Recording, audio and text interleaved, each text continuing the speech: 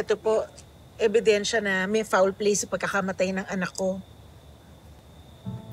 Mike, lalo mo ako sinasakal eh. Tanggapin mo na lang na tapos na tayo. Kaya ko magpakamatay para patunay na hindi ko kaya nang wala ka. Sige, patunayan mo nga. Magpakamatay ka kung kaya mo. Ma'am, ipapasa na lang po namin yan sa investigation team. Pero sapat na ba yung ebidensya para makapagsampa kami ng kaso? Ito pa po. Ito po, kung kailangan niyo pa ng screenshot, makikita niyo dyan na talagang piniperahan lang ng babaeng yan yung anak ko. Pinagtrabaho niya sa construction para lang maperahan niya. Sige po, ma'am. Papasa natin yan. Puro kayo ipapasa. Parang ayaw niyo naman akong tulungan na makamit yung hustisya para sa anak ko. Parang hindi naman kayo interesado sa kaso ko. Bakit? Dahil mahirap lang kami? Mahirap lang kami kaya wala kaming karapatan sa hustisya? Aasikasuhin naman daw po nila eh. Hindi! Papasa nila sa head nila. Hindi mo ka ba silang interesado? Ano ba kayo? Wala ba kayong mga puso? Wala ba kayong mga anak? Parang wala kayong pakialam. Pinatay yung anak ko. Pinatay niya yung anak ko. Gusto ko mahuli siya. Gusto ko makulong siya habang buhay. Gusto ko magdusa siya sa pagkakapatay na sa anak ko.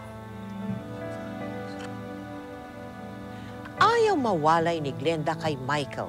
Kahit pagod na at nagkakasakit, hindi niya iniwan ang mga labi ng kanyang anak.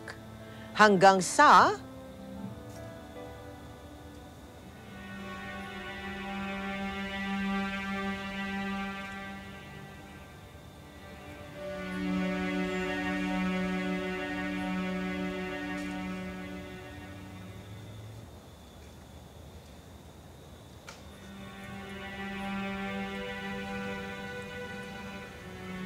Anak,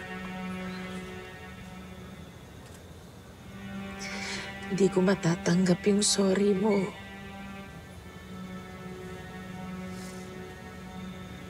Paano ko tatanggapin?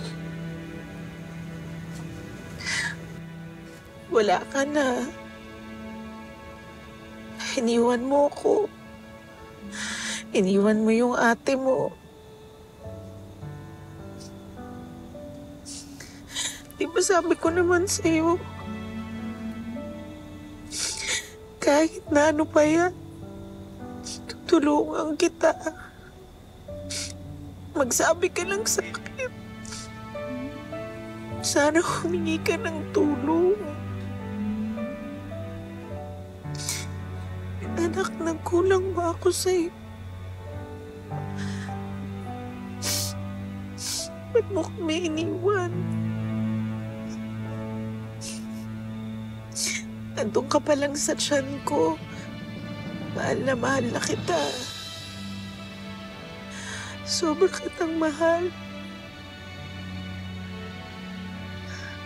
Higit pa sa pagmamahal ng babaeng gumawa nito sa'yo. Yung babaeng pinag-akasayahan mo ng panahon.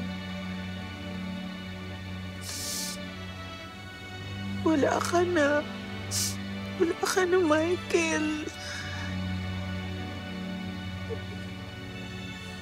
Ma, anak. Makasakit.